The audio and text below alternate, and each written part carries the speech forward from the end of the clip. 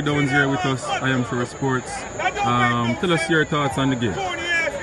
It was a very poor performance from us. We had chances to score in the first half and a couple of chances to start in the second half. But when you don't put your chances away at one end and you leak goals at the other end, it's going to lead to poor performance, and that's what we had tonight. Was a poor performance.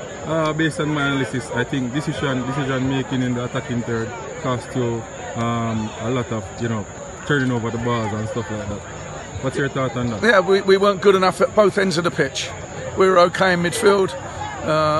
We created chances, I said, down the flanks in the first half, but fans come to see the ball go in the net, and fans come to see you keeping a clean sheet.